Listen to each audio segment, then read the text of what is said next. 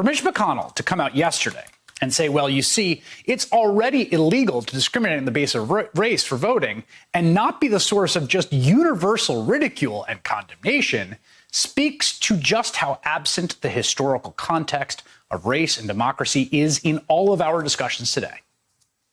McConnell says it's already against the law to discriminate from voting on the basis of race. And so he thinks a law policing that right is unnecessary. Now, there is a very obvious problem here. Those who have studied the history of voting rights in America and the thwarted efforts to achieve a multiracial democracy in this country know it has been against the law to discriminate on the basis of race in voting since 1870, when the 15th Amendment was ratified, saying, quote, "The right of citizens of the United States to vote shall not be denied or abridged by the United States or by any state on account of race, color, or previous condition of servitude." It says it right there in black and white in the U.S. Constitution. It says that you cannot racially discriminate in voting. And so you can imagine a version of Mitch McConnell in, 1920 Kentucky saying literally the exact same statement.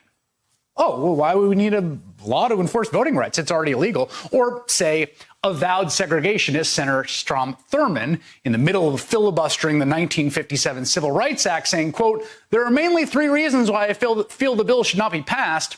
The first is that it is unnecessary.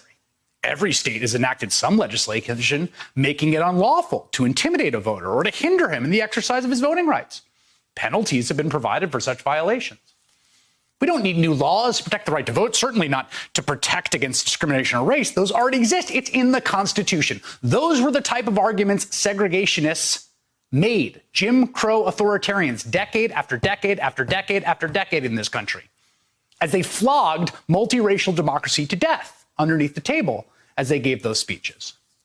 We're not discriminating. The law says we can't. Anyone can vote. This is how Senator James Eastland, a Mississippi notorious segregationist, the voice of the white South, put it to Mike Wallace. Are you suggesting that your people down in the state of Mississippi encourage Negroes to register and vote? Well, we have no voting qualifications based on race.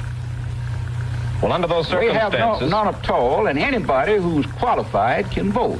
Mississippi Senator, 1957. We have no voting qualifications based on race. Of course. Why would we? It's in the Constitution. We can't. The Constitution ratified in 1870 when Mississippi was under federal occupation.